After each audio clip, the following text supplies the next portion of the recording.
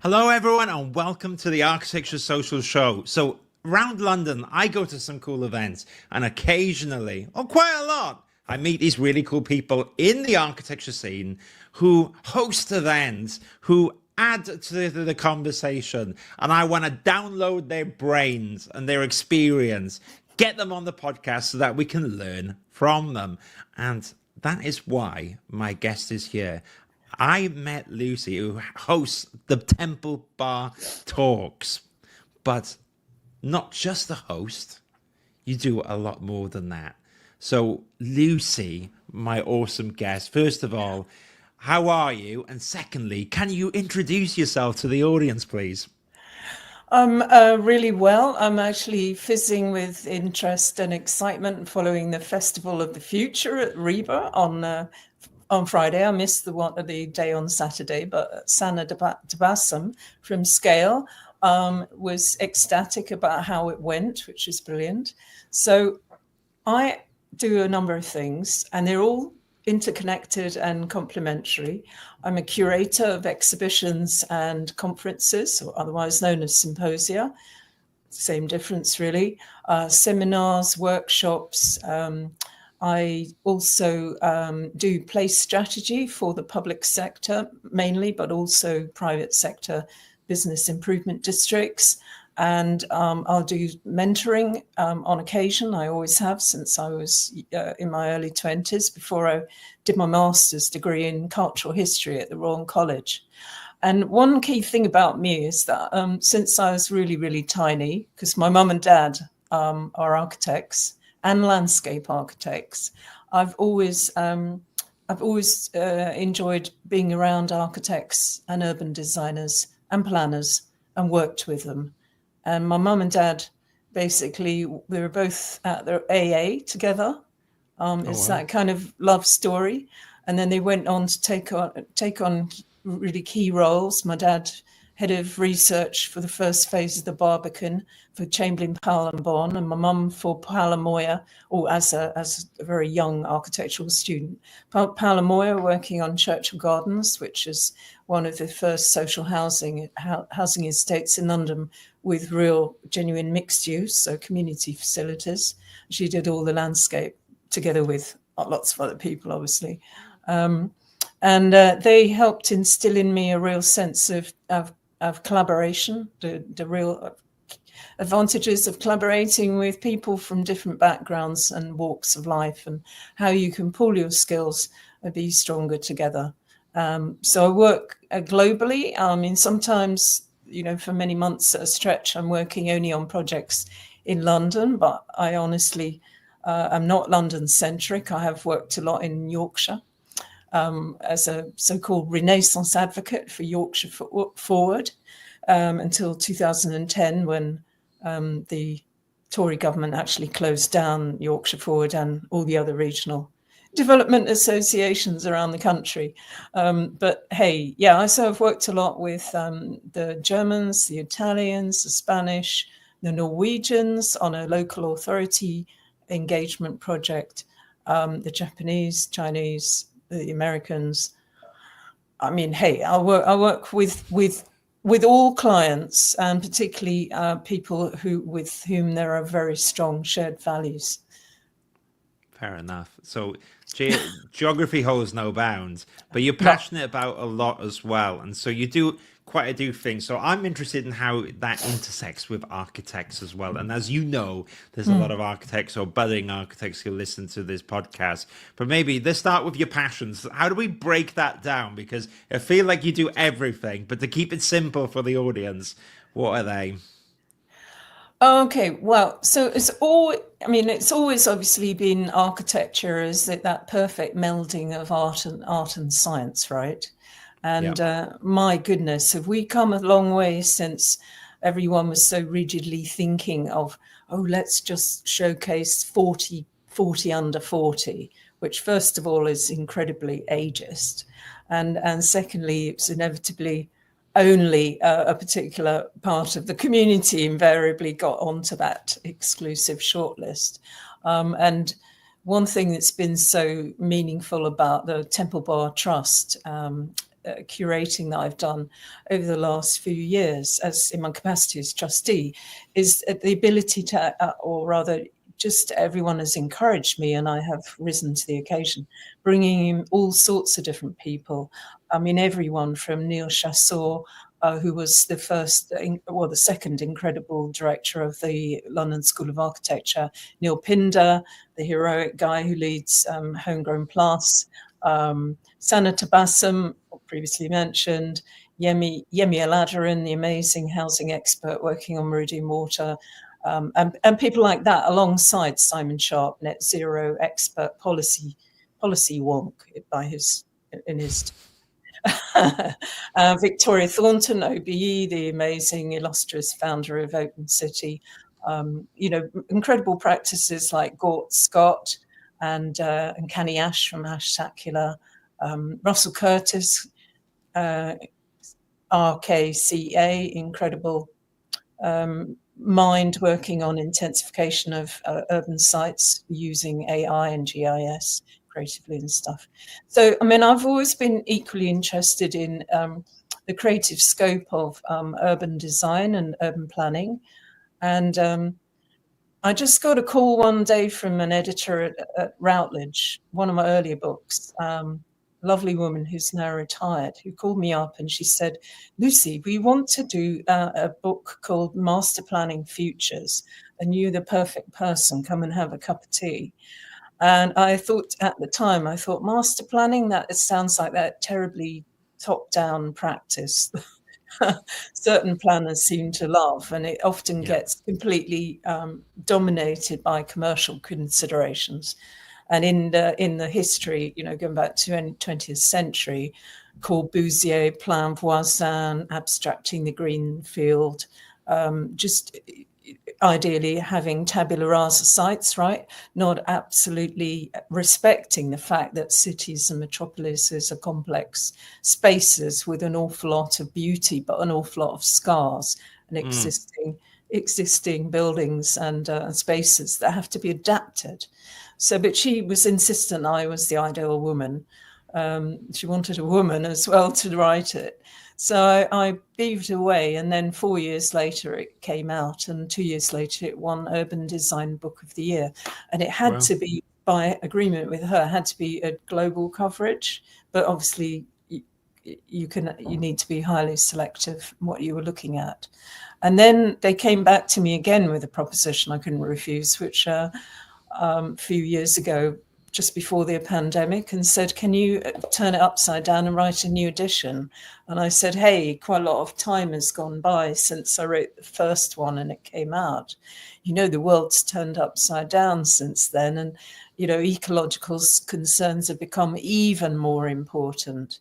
And the need to create cohesive, socially valuable neighborhoods, whether you call it 15-minute cities or whatever, the Just City, that's the title of that book, remains so ultimately important.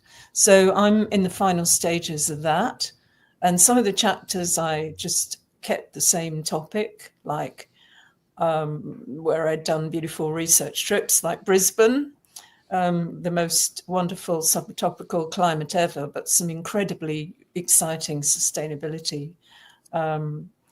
policies brought in recent years. Copenhagen, hardy perennial, all that work they're doing to make the city and the region nature positive. Medellin in Colombia, and then new ones this time around, Milan, an incredible number of really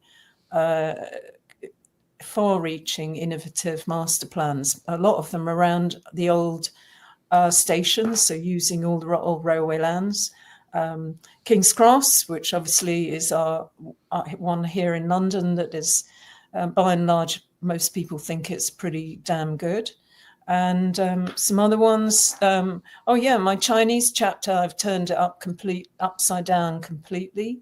The most amazing guy, Liu Jiken, won the 2025 Laureate Pritzker Prize this year, and I love his work. It's really, the judges said, how did he make the grade to get it? They said, how architecture can truly embrace reality and idealism, elevating local solutions into universal visions, and how to create a socially and environmentally just world.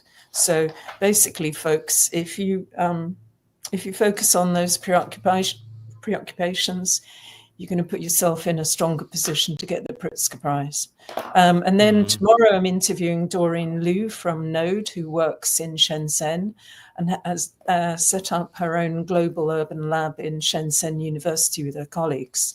And they're looking at all the spaces in Shenzhen city, which has grown from being a village, a fishing village, really, really incredibly fast. But it has a shortage of land for public space. So she's actually adapting all the, she's getting clients coming to her and encouraging them. There are infrastructure projects with a lot of land, and they don't know what they want to do with them. They might want to make them a visitor attraction, but they basically would like the land to be put to good use. So she's actually in an amazing position of luxury, really, a luxury problem, as the Dutch say, to have the opportunity to create something really civic with the land that's otherwise been off bounds, and then turn the infrastructure projects, whether it's to support water, like the canal system here in the UK, into something truly like a heritage attraction, all of which done in a very sustainable way. So yeah, it's sort of endless stories really on creating urban green corridors in the States. So that's Miami, which is a fascinating place.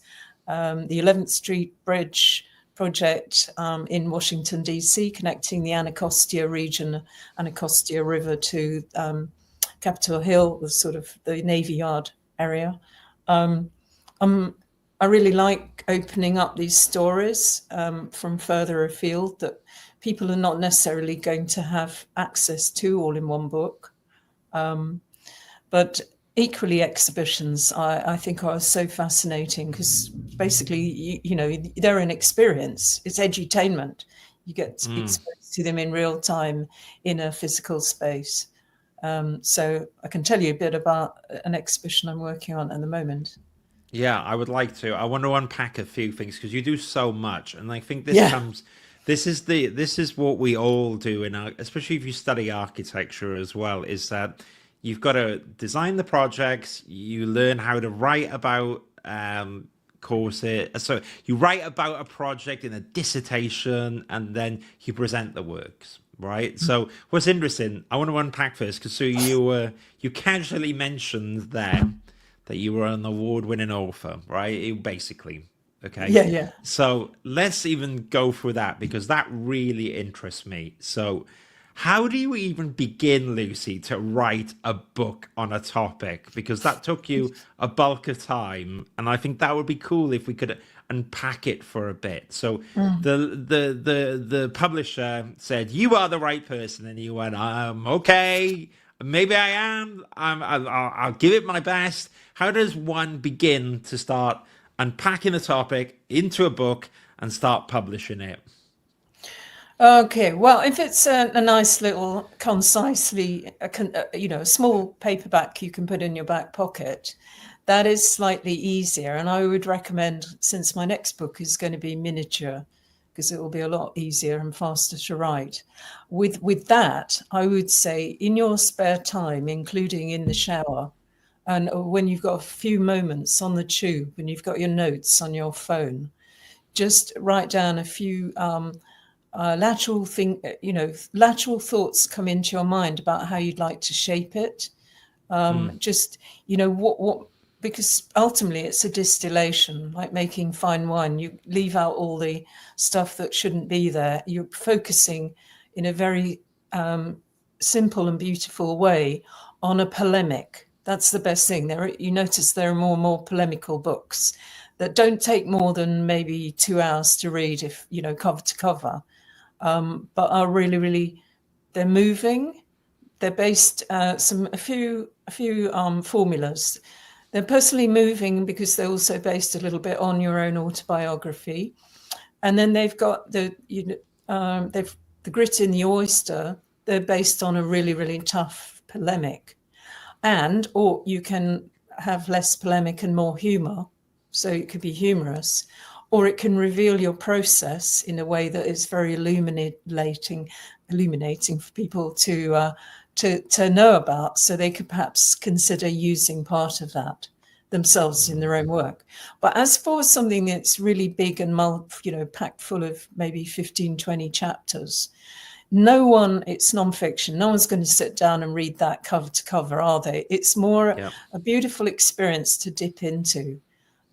They might think, oh yes, that woman had a chapter all about what is going on in Milan right now, and I haven't got the time to go. And I know my colleagues need a little bit of some briefing on what we're going to do, or maybe we're going to get a Milan project or whatever, or maybe I'm going to go to Milan next month and I haven't got a clue, and I go on the web and it takes forever to find articles, and half of them are in Italian and you translate them. It's all, so I'm doing you a public service by bringing it all together. So the chapter on Miami, I loved it because Miami is a place that is both beautiful and quite wacky, but also has significant urban scars. So it's got a whole set of indicative characteristics. And therefore, I'm fascinating to know how the architects and urban designers and the community body that have set up the Underline project, like the High Line, but for Miami, how they pursued their goals together despite all the obstacles. So, I think a larger book, you're doing a lot. It's like design. It's very iterative. You're going back and forward and constantly revising your initial feeling about how you've got gut feeling about how you want it to go, but you shouldn't be so high and mighty that that you're prevented. Your vision is so impervious to being adapted. Sometimes I just get fed up of doing endless writing Word documents, and I will actually put all the computer equipment away and just sit down with a clear desk and start writing notes. And I find sometimes I get very creative writing on a laptop on a train journey. But you've got to check your facts every step of the way. That's the absolute foundation. It's got to be empirically researched. You can quote all the various key sources because that helps the reader. Make sure the visuals actually relate to the text. Take a lot of care with that. I've noticed quite a few books on sustainable urbanism these days are dreadfully produced, actually, with going back to the old school kind of black and white images. I asked Routledge to actually up the percentage of colour images in the first place last time round, and they agreed because, designing spaces that work for people is very much, it's a visual process, but also you've got all the different types of visuals, the drawings, the diagrams, the visualizations and so on. And you want to, with a book like this, I want to show a cross section of all of that to make it of maximum educational value. But don't be scared to rewrite the beginning and the end. It's like a advice to anyone who's an aspiring essayist. Don't write the beginning and don't write the end until the very end. But when you do it, be prepared to go away, come back, and radically rethink your whole view on how you open it up. You're opening up the story. Don't be scared to chuck out paragraphs that are a bit worthy, just try and splice it together in a way that actually is vivid as well as has depth and profundity, because you want to have that nice contrast of the depth to show that you're an intelligent person, that you're on top of this topic, but you've also you've got the confidence to actually shape it in a way that is an easy read, which I know is a bit of a contradiction in terms for a a subject as complex as the systems thinking, around sustainable urbanism. But give it your best shot and be modest. Sometimes, don't be too modest, because sometimes people look at their half-written texts with a sense of loathing, don't they? They say, "Oh no, it's no good. It's no good." Well, you should be generous to yourself, but then not so generous that you just say, "Okay, that's done. It doesn't need any more checking." It's got to be 1,000,001 drafts, which obviously, it's like good architecture. It requires a lot of repeat effort, doesn't it, really, to just carry on chiseling it and shaping it and getting it. But whether it's perfect, it doesn't need to be perfect. It's got to be you, authentically you, and what your own personal take on that topic. Yeah, fair enough. We're going to talk about in a little bit about your curation, because I think that's important, and then the consultant and the projects. But I've got one more poignant topic on this point of authoring, if I may, because technology is coming in. AI, I use it a lot in the business, and I can see there's a debate one way or another for if artificial intelligence is being used for social media posts online, how people write essays, to research subjects. Do you think this then creates potentially an opportunity for more people to write these things, or do you see it as the opposite insofar as AI will actually take away from it? Do you think people are less likely to do all those hours of research and editing and all that stuff to refine themselves? Well, I think we've got to be very careful in how we marshal the advantages and mitigate the disadvantages. I mean, my neighbor he's a professor of biodesign, right? And I remember him coming and having a coffee and sighing with exasperation because student after student had delivered their essay. And they come from different disciplines, right? Because designers is a mixed discipline.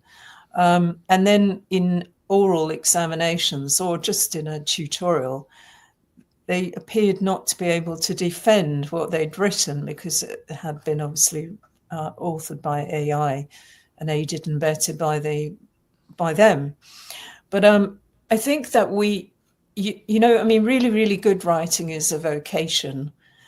And but it's not such an exclusive club that anyone who's got sufficient motivation can't, get into.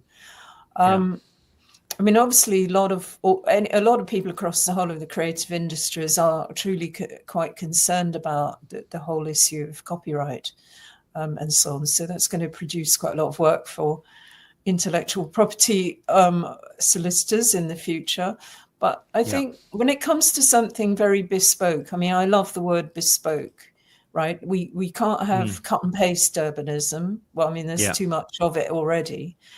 We need bespoke urbanism because the solution's got to be very, very pertinent to that particular context. Yeah. And I would say really, really fine writing. You can write using AI. You can obviously polish off a fantastic essay on almost anything very quickly now. It's like using I don't know, it's not quite akin to hiring a cook to cook your meals exactly. But the thing is, if you really genuinely care about something that's your authentic voice coming through, then you're going to do your best, keep your confidence and keep your own hand in the process. So I don't know if that fully answers your question, but I'm not so keen myself to obviously use AI for authoring books anytime soon. Although I wouldn't necessarily rule it out. If say I wanted to create a downloadable handbook or guide for some particular purpose, then it may be that it would be really quite useful. Yeah, it's. I think the temptation before is that it would do it for you, and I think you as you said, you rule out the actual exercise of doing it, which is kind of the point of writing, is the journey, not the end Yeah. result. I think the temptation is for the end result, but the interesting bit is actually using it as a musing point. I find that it can be quite interesting that if you do a post, for example, I'm not Mm. writing the book, but say I use it for social media, or I've got, I think I'm going to publish this, and then it learns you, and then it will go, well, actually, Steve, have you thought about doing this and that? And so therefore you went to this whole crazy artificial conversation as if you were with a writing colleague. I think that's where it gets quite interesting. And actually now it's starting to sound more and more human. So who knows where we're going to go, Lucy? You'll have these writing business partners which are completely artificial, but if they help you serve the goal of Yeah. writing a book quicker, then is that okay? You know? Yeah. Yeah. I mean, I've also written books and smaller leaflets and pamphlets for exhibitions and other and engagement activities as well with Yeah. other people, and Yeah. and that is really fascinating. There's a level of exciting uncertainty because you've got to meld your, as with any architectural team, you've got to somehow meld your methods and your approaches, your preferences with theirs. And there's a lot of cut and thrust often because people have got their own methods, and you have a bit of fisticuffs on that. But that's all part of the fun of creating a product that you can put your hands up and say, hey, we worked on this together in a very meaningful way. So yeah, and I think, as you're totally right, what you learn from the process, albeit that it's not a walk in the park, Yeah. to go from A to Z, you learn an awful lot of really amazing things about the topic through your research, reaching out, interviews, online interviews, traveling to interview people, doing site visits. You could be interviewing them while you're walking around. And then it's up to you what you take from all that interview script that you note down and so on. So yeah, it seems like a very endless and messy process. And yes, there is the temptation to think, well, why not? Isn't there a magic way of speeding it all up? But yeah, I think, boy, do you feel good at the end, finally. Although quite a lot of my fellow authors invariably say, well, I probably won't write any more books for at least 3 years now. I finished this one because it was such an arduous task. But then a few months later, what are they doing? They're preparing their next one. It's addictive, actually. Yeah. On to I the can next. see Yeah. myself carrying on for the rest of my life. Like, as in with all true architects, they go on till the very end. Yeah, well, practicing architecture is never done, isn't it? Which is Yeah. Yeah, exactly. you're always learning, and I guess that's no difference whether you're an author in the built environment or practice in the building. But let's talk a bit about your curations and exhibitions, because as you mentioned, edutainment, which is quite a cool aspect to it. However, Yeah. whereas a book is physical, is digital, physical, it has that bit. When you're doing these cool exhibitions, now it's getting much more kinetic, isn't it? It's imagining a person walking around, experiencing a story, catching their attention. There's so much cool stuff involved there. Very architectural as well. So how first of all, how did you fall into that? And what was that learning curve compared to, so you learn all the craft of being an author, but now you've had to curate an exhibition, think about the flow, think about all that stuff. What was it like, Lucy? Okay, well, I had the huge benefit of, at the Royal College, my tutor, Penny Yeah. Spark, in doing my master's in cultural history, as part of, not formally part of my master's. It was, let's say, a side hustle of the most delightful kind. She actually came to me one day and she said, I want to do an exhibition about the remaking of British industry after the end of the Second World War, and how all the companies moved their production from wartime production into peacetime production and creating consumer products for the homes above all. And I said, okay, well, my goodness, and when this is amazing, and when do you envisage this opening? And she said, oh, well, in about 9 months' time. How are we going to, and you're the person, you are my trusted student that I'm tutoring. I see you as an ideal person to work with, because I'd already curated small exhibitions when I was an undergrad, when I was at Leeds, and also in my spare time as a teenager, actually, because I was always making things. Give me materials and an attic space that's not too cluttered with storage, and I was always making stuff like models of buildings and islands and so on. So yeah, we didn't have any money, so we had to reach out to about 50 companies and ask them for a small, all the companies who were around at that time and were still in existence, a most amazing number. And so they all tipped in money, and we got somebody, an architectural student, to actually design it and lay it out. Oh, cool. And it was in Royal College of Art at Kensington Gauls, which if you know that space, it's quite flowing. It has lots of different areas. So we didn't have limited space at all. It was really, really capacious. And then that just led on to doing a lot of exhibitions for the art world, fundraising exhibitions, an auction for Air and Space Studios, where once everyone had donated all their items, they had to be elegantly laid out for all the people who were coming along to do the auctions. Then the British Council asked me to curate an exhibition called Space Invaders on emerging UK practices. They didn't know it was going to be called Space Invaders, but myself and Pedro Gadanho, the Portuguese, who went on to become the director of the Lisbon Architecture Centre, right?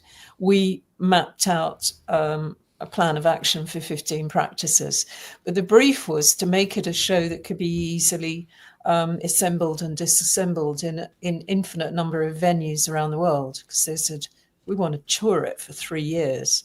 So it had to be suitable for academic environment in Los Angeles, beautiful architecture gallery in Omotesando in Tokyo, Estonian gallery in Tallinn and so on, Berlin, Spain, etc., etc.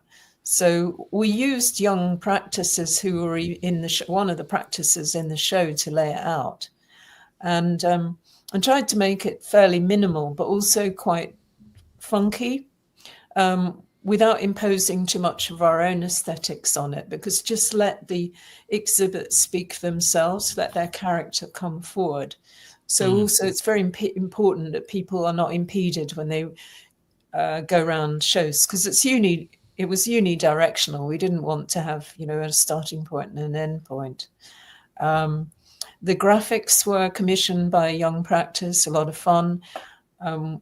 We commissioned a film director to do interviews with all the architects, but also to splice those video interviews with footage of their own choice, and then show short videos. The 4D side of exhibitions is critical, because that helps, that sort of visual liveliness helps to really encourage people who haven't got a lot of time to dip in and dip out and so on. Countless other shows. Did a whole show for Vitra Design Museum, kid size, the material world of childhood, about design for children across cultures, industrialized societies and non, and then currently I'm building on the success of an exhibition about retrofitting homes that I curated and was very successful for the Building Centre in Bloomsbury.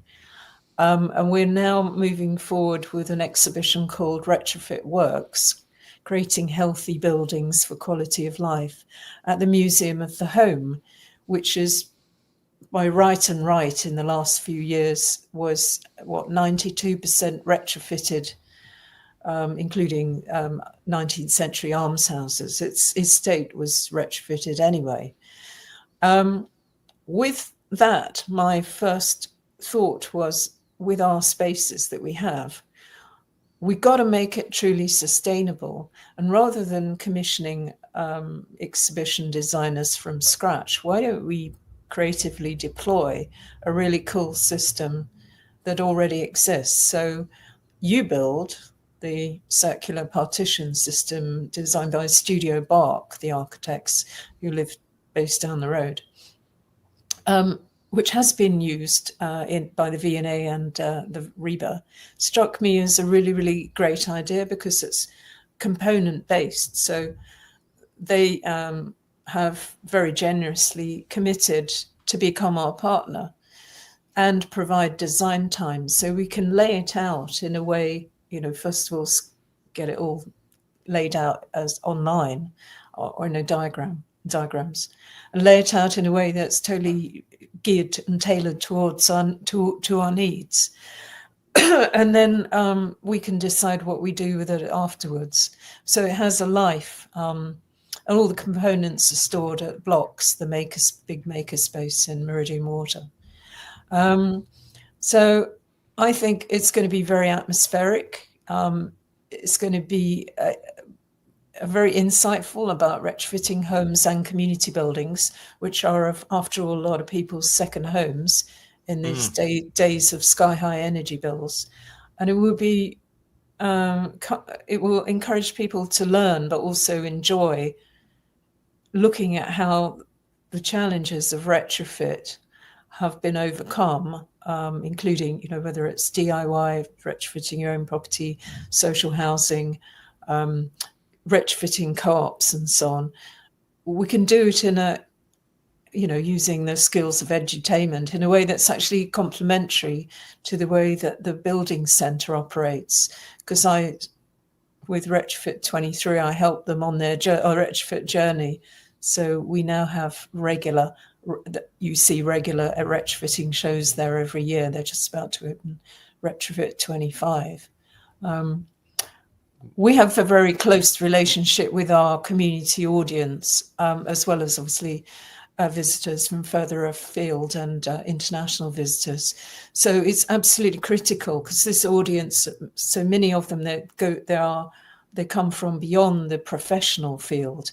So don't want to dumb it down because the professionals need to be brought on board, but also we want to make it engaging to a wider audience. So if possible, commission cartoons, which is after all what the best retrofitting firms, Octopus Energy, you see very, very engaging animations and cartoons to just get the messages across. Needs must, really. You've got to keep it accessible, but just make it very, very relevant to people's lives as well. Some people might only have 10 minutes or 5 minutes before they're going off for a coffee. So, can it work in that sense? Can you make it entertaining and engaging for them in that short period of time before they rush off? Well, there's so much that you do. I think we're going to struggle to I hope I've given you a taster. I think those are two really practical things. You also do consultancy work, which we might even, that could be a whole separate scenario. But so did that consultancy work, because now you're doing all these amazing consultancies on real life urban design, all this stuff as well. Did that originally come from the book, Lucy, that you wrote? Well, it's all under apart from Temple Bar Trust, where that's my pro bono voluntary work, because as a trustee, that you do it pro bono, really. And I love doing that, job there. But everything else is under the banner of consultancy, Lucy Bullivant and Associates. And on the place strategy side, that does include being chair of Lambeth Council's design review panel. These are very formal meetings. You have a lot of the candidate architects, the applicant architects, the developer who's paid the bill for the meeting, and you've got your fellow design panel members. And within that very limited period of time, you've got to enable them to give the best presentation, and then allow your fellow members, including yourself, to feedback their thoughtful comments and constructive criticism, and then write up a report at the end and allow time for questions. So it's very a democratic process.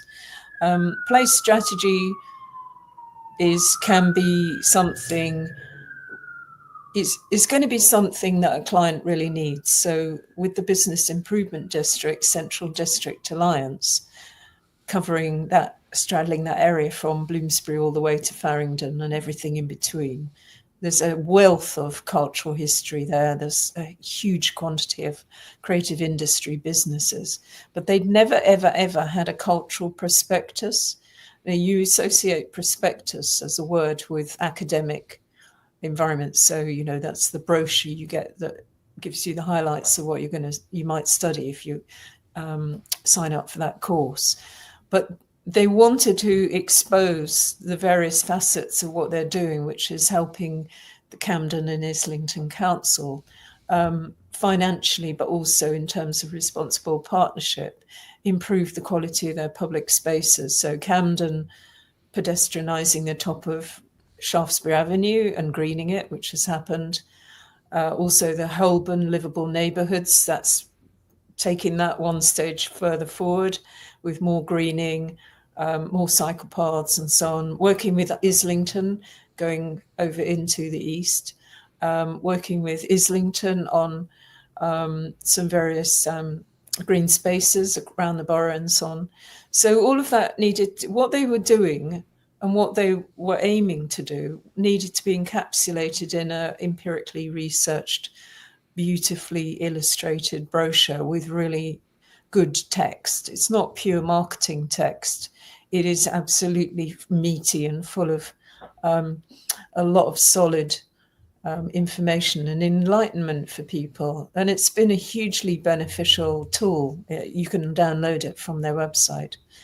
And then I suppose the other side of place vision, place strategy, I created a place strategy for vision for Meridian Water for Enfield Council that the GLA endorsed, that was published in 2018, but for all internal members of staff and officers and members of cabinet, and then the consultants. It wasn't in the public domain, but it was a tool for them. So the one central reference point, what is this project about? So I had to interview the architects, and that's, you know, everyone involved, the master planners, the people working on the vision for the workspaces there, blocks, the makerspace, because they're a key member of the key stakeholder in the team. They got the mayor's mayoral funding to adapt their makerspace into a brand new space that Fifth Studio converted.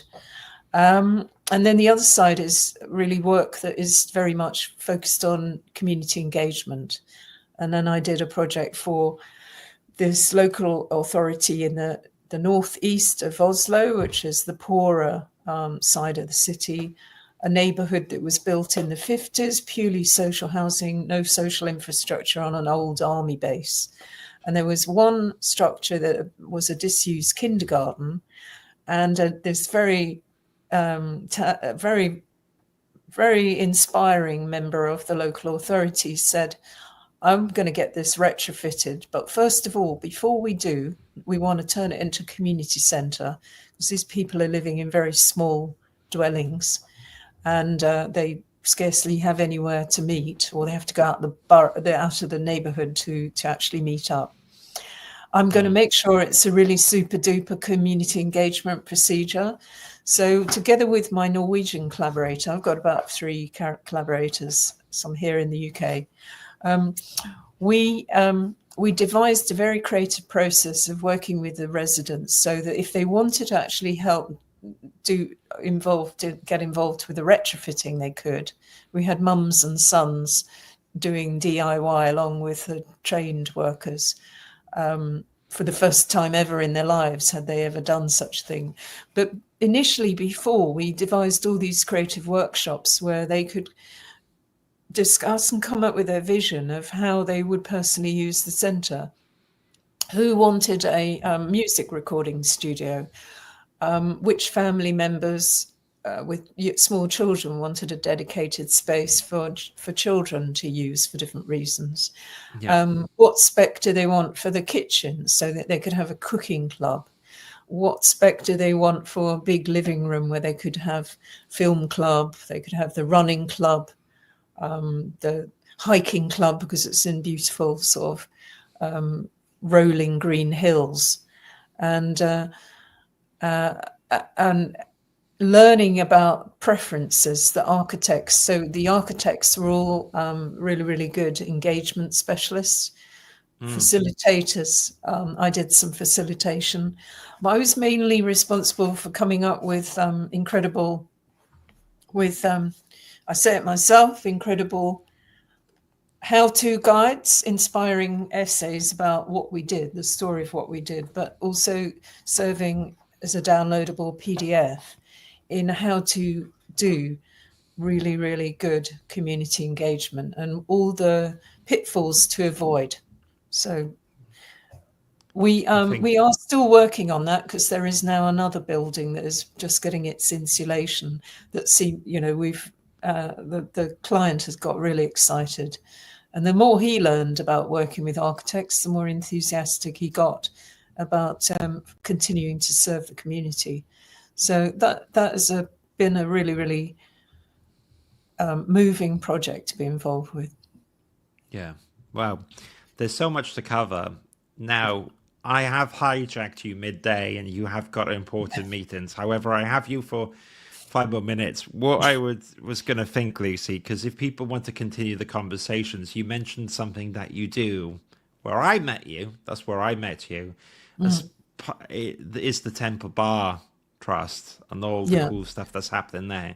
Do you want to just fill people in a little bit about what your role is there, what cool stuff are on, and maybe where people can meet you for a glass of wine to chat more in person about maybe some of the stuff that we've talked about as well? Okay, so Temple Bar is the Temple Bar, which is on the south side of Paternoster Square, just a minute or two from St Paul's Tube Station.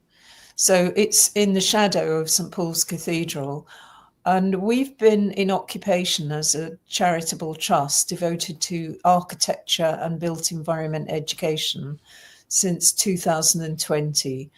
And we're on the first floor, and when you get up the stairs, you'll find you're in a 1980s building essentially. So we've got the Wren Room, named after Christopher Wren, which serves as the meeting space, talk space. It's fully geared for all sorts of different screening activities. And then you come out of the door and you go up staircase, not spiral, and over the ramp into the 17th century chamber, which was designed over the arch, designed by Christopher Wren. And that is an ideal space for dining and as well as drinks reception. And both these spaces are available for hire. This is quite a roaring trade for us, and we do genuinely need the revenue to support our ongoing educational activities. Our education outreach officer, Grant Smith, he is engaged full-time with advancing education for children and young people through different schemes. He works with Archimake, which is the activity initiative for children and young people led by Cheryl Pilliner-Barnes, the architect, who's one of our trustees. And simultaneously, we have twice or sometimes 3 times a month a talks program. So there've been a huge, as I mentioned, some of the names that we've enjoyed hearing there. What is coming up and where you can visit us, buy a ticket, consider it. We've got next month, we've got Dhruv Gulabchande, the founder of Narrative Practice, the architect they specialize in mentoring young architectural students and young architects from, wider kind of ethnic backgrounds, and they're doing a brilliant job. We host some of their sessions. We've got Dr.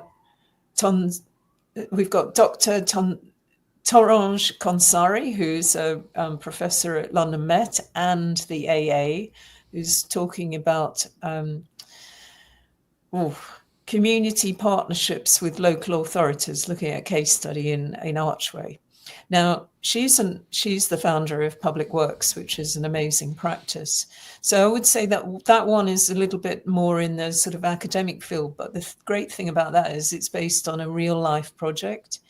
And then we've got Martin Prince Parrott, the architect turned property developer turned tech entrepreneur, who actually has a book out for Reba Publications called, in April, called Urban Health-onomics, how to increase the health of cities through, in various ways, which sounds fascinating. And then we've got Tonkin Liu, who you might know very well. Again, they've got a Reba Publications book out at the beginning of June, which is all about their own particular practice, with loads of advice for people who want to really use the power of narrative storytelling through their work. And then where does that take us? Is there anyone I've left out? Yeah, I mean, we're hoping to get Rowan Moore, the architecture critic for The Observer, in early September, and talking about his recent book, Property. He tells it how it is, as he's a brilliant writer and it's a very good speaker. And then some of our conversations are in tandem with, some of the talks are couched as conversations in tandem with Arthur Kay, the urban designer, award-winning entrepreneur, also an author, who's based in a number of places, but including UCL's Institute for Global Prosperity. So it's nice to kind of mix it up and have some talks coming to you from the speaker and others in conversation, and not forgetting the fantastic and full house event that you and Sana Debassam. I knew you were going to bring that up. I knew you were going to bring it up. You talked about, both of you came, talked to us about your, all the ingredients and your best practice insights into architecture marketing. And we videotape all our sessions as far as possible. Yeah. And that one, very fortunately, we were able to videotape it, and you can watch it. If you go to the bottom of Temple Bar Trust's talks page, it's our YouTube page, basically. Temple Bar London. I'm going to reshare that very shortly, Lucy. I was running out of good ideas, and I was thinking, well, if someone's done all the hard work for me, then we should reshare it and point people to that. So I think I'm going to get you in trouble because you got 1 minute before you're supposed to go to the meeting. But last thing, where can people reach out to you, Lucy, online if they want to learn more about yourself? Get in touch with me on LinkedIn. You can check my website, which is, you just Google Lucy Bullivant and Associates. You'll be able to check out the website, send me a message that way. I've got an Instagram account, which I keep quite up to date. I think that's enough to be going on with. I think that's enough. But I really appreciate you sharing your time, Lucy. And I knew this was going to be impossible. It's a pleasure. Yeah, no, well, pleasure's mine. However, I knew it would be impossible to do this podcast episode because you have this wealth of knowledge, this wealth of experience, and it's a good example. There you go. That's your meeting that you need to go through in a second, isn't it? But a good example of someone that's involved in architecture, adds so much to architecture, and actually is proof that we need people like yourself, Lucy. That doesn't matter if you haven't got your part 1, part 2, part 3. I haven't done my part 3. I think you can add so much to the industry without it. And thank you to the listeners and the watchers wherever you are for joining us. I'm going to end the podcast now. Thanks again, Lucy. I really appreciate your time. Take care, everyone. Bye bye. Thanks very much, Stephen. Thank you.